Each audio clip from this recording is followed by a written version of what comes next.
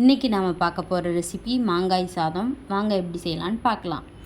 அதுக்கு ஃபஸ்ட்டு கொஞ்சம் எண்ணெய் ஊற்றி கடுகு வெடிக்க போட்டு, கடுகு வெடித்ததுக்கப்புறம் உளுத்தப்பருப்பு, வெந்தயம், கடலைப்பருப்பு எல்லாம் ஆட் பண்ணி எல்லாம் பொன்னிறமாக வரும்போது 4 பட்டை மிளகாவை போட்டிருக்கேன். அப்புறம் கொஞ்சம் கருவேப்பிலை எல்லாம் நல்லா கிண்டி விட்டுக்கோங்க. அப்புறம் மாங்காயை எடுத்து, ஒரு மாங்காய் எடுத்திருக்கேன்னா மாங்காய் எடுத்து தோலை உரிச்சிட்டு கொஞ்சம் கொஞ்சமாக திருவி வச்சுருக்கேன். அதை இதில் ஆட் பண்ணி நல்லா கிளறி விட்டு, இந்த டிஷ்ஷுக்கு தேவையான அளவு உப்பு சேர்த்துருக்கேன். நான் 4 பேருக்கு சமைச்சிருக்கேன். நீங்கள் உங்களுக்கு எவ்வளோ பேருக்கு தேவையான அளவு செய்கிறீங்களோ அதுக்கு ஏற்ற மாதிரி உப்பு போட்டுக்கோங்க.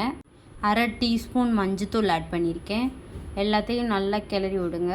இப்போ இந்த ஸ்டேஜில் மாங்காய் கொஞ்சம் நல்லா வெந்து வரும். வெந்ததுக்கப்புறம் ஒரு 2 டேபிள் ஸ்பூன் நெய் ஆட் பண்ணியிருக்கேன். ஏன்னா நெய் போட்டால் அந்த நல்ல ஸ்மெல்லு வரும், நல்லாயிருக்கும் இந்த மாங்காய் சாதத்துக்கு. அதுக்காக 2 டேபிள் ஸ்பூன் நெய்யை சேர்த்து நல்லா கிளறி விடுங்க. நல்லா வெந்துடும். மாங்காய் வெந்தது உங்களுக்கே தெரியும். அந்த மாங்காய் சாதத்தோட ஸ்மெல்லு வரும். அந்த ஸ்டேஜில் அடுப்பை ஆஃப் பண்ணிடுங்க. இப்போ நாம் வடிச்சிருக்க ஆறின சாதத்தை இதில் ஆட் பண்ணுறோம்.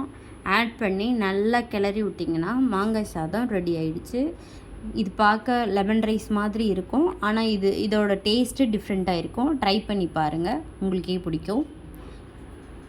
இந்த வீடியோ உங்களுக்கு பிடிச்சிருந்துச்சுன்னா மறக்காமல் லைக் பண்ணுங்கள், கமெண்ட் பண்ணுங்கள், சப்ஸ்கிரைப் பண்ணுங்கள். பக்கத்தில் இருக்கிற பெல் ஐக்கானை ப்ரெஸ் பண்ணுங்கள். அப்போ தான் நம்மளோட எல்லா நோட்டிஃபிகேஷனும் உங்களுக்கு வரும். தேங்க்யூ.